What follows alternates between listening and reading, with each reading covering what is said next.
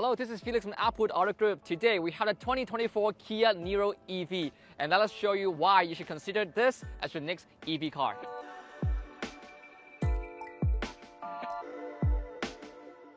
So before we dive into the car, let's talk about the powertrain choice. This is the second generation of the Kia Niro, so we have three powertrain choice for this generation. The first one being the hybrid options. We have a 1.6-liter turbocharged 4-cylinder engine with a battery pack.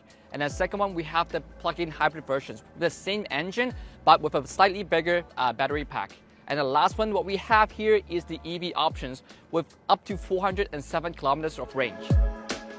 So if you know me, you know I love the Hyundai Kona. This Kia Niro is built on the same platform as the Hyundai Kona, which is the EV first platform, which means they put the engine afterwards. So compared to any other car on the market, it's not the same thing. So other EVs on the market right now, they might be built on the ICE platform and then they switch it to the EV platform. But this one was built on the EV first platform. So another fun fact before we moved on is that I just looked at the VIN number and just found out this car is actually built in Korea. If you don't trust me, I'm going to put up my phone here. The VIN number starts with KND, which means it's built in South Korea. Does it mean it's better quality? We're going to find out. Starting from the front end, it has the chrome pieces that wraps all the way around the front end. It kind of reminds me of the sister car, the Hyundai Kona, which has the LED lights run across the front end. But here we have the chrome pieces. And then we obviously we have the signature Kia Tiger grille. We have this nice pattern here, which is the same thing down at the bottom here as well. Being the EV car, the charging port is at the front. So just open it right over here. This is your charging port.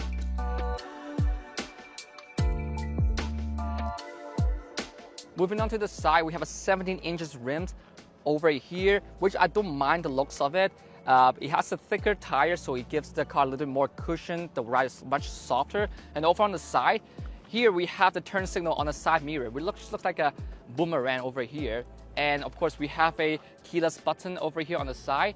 And then the one piece that I don't really like is this piece, the C-pillar over here. It is a fence. This is a real fence that actually helps with aerodynamics, but it gives the car a weird look, which I'm not too sure about. But however, this one has the body colored side panel over here. On other trims, you can get a silver color, so it's different from the body color, which looks kind of weird color choice, but it does remind me of the Audi R8, which has just a kind of similar design on the side as well.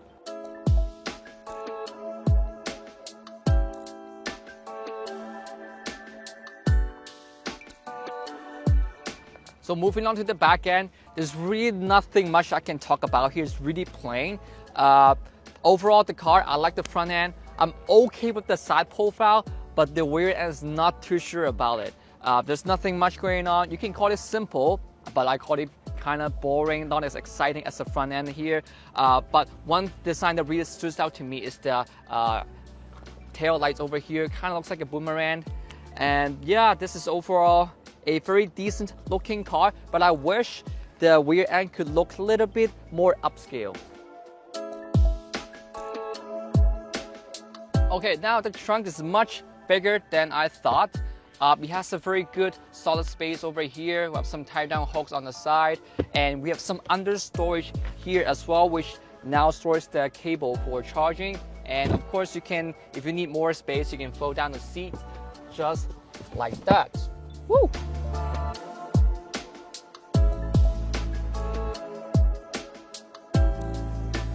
So jumping into this vehicle, everything looks very familiar if you have driven any of the Kia vehicle, especially with the EV6. Everything looks very similar to the EV6, the shifter, the screen and everything. But one complaint that I always have is with this little screen down here where you control all the climate and your infotainment system.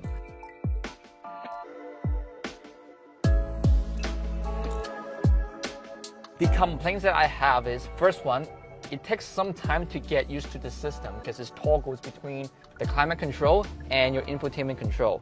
The other thing that I would complain is this one, the screen here is glossy. on the EV6 and on the Kia Sportage, I think, is also a matte finish. So during bright sunlight, it's even harder to see the screen down here. But this is the second time that I drive a Kia vehicle, so I did get used to this little system a little bit more, but I would still prefer a more traditional approach to toggle the climate control and the infotainment system.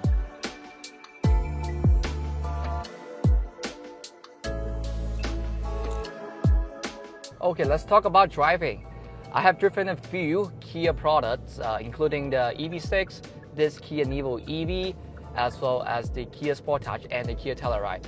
One thing I do notice with all the Kia products is that the suspension is actually very solid. I won't say it's firm, it's actually very solid. And the steering wheel actually has some decent weight on it, as I talk about in the Kia Sportage. Overall, the driving, the ride, actually feels like a European car more than a Asian car than you might expect it.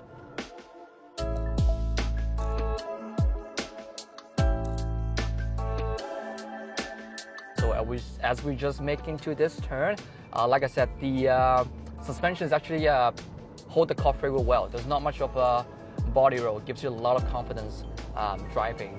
The other thing I noticed is the wind noise. It has more wind noise than I expected, especially if you're going over 80 kilometers per hour. The wind noise is actually much more prominent than you might have expected. But overall, with the size of this vehicle and the overall driving, I think this is a very good car for city driving, daily driving. It is a very efficient car. It gives you 470 kilometers. Plus, you can adjust the regenerative braking by using the pedal on the shifter here. And right now, we're on the we have no regen braking at all, so the car will just glide. So if you're a first-time EV driver, this drive mode might suit you very well because there's no jogging when you let off the gas pedal. But I've driven quite a few EV, so most of the time I will put the regen on max, so I can enable one pedal driving. The one pedal driving experience on this car is actually very smooth, just like the EV6. You don't feel a lot of jerkiness, especially when you let off the gas pedal completely. The car will creep into a slow stop, very smooth stop, so it's not jerky at all.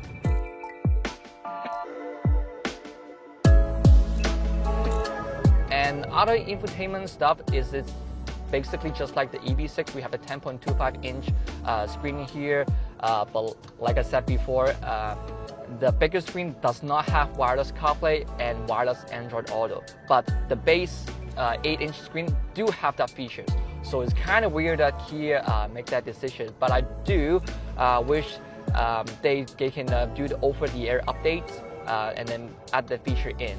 As for the base trim, here we don't have the sunroof, we don't have wireless charging, but I'm totally fine with this. Being a small car, it has all the features that I ever need, all the safety features, and it drives really, really well. With 470 kilometers of range, you can pretty much charge it once a week, I assume. So another fun features I found on this car is that with the cup holder. So the cup holder is retractable. So right now, if you see over here, it is a storage space over here. But if you do want to use a cup holder, you can just press one button and it will come out and hold your cup securely. So it is a very smart feature to enable more storage for a small car like this.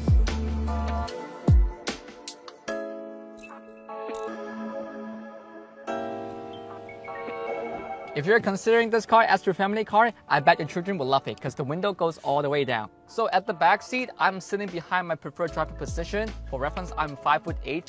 I have tons of space over here. I didn't expect it when seeing this car outside, but in fact, legroom-wise, I have lots of space, headroom, lots of space. The only complaints I have is for this trim, I don't have the fence at the back, I don't have the handrest, and the seat doesn't recline. But overall, the seat is very comfortable, and I'm loving all the space that I have Plus, I can charge my phone with 2 USB ports over there.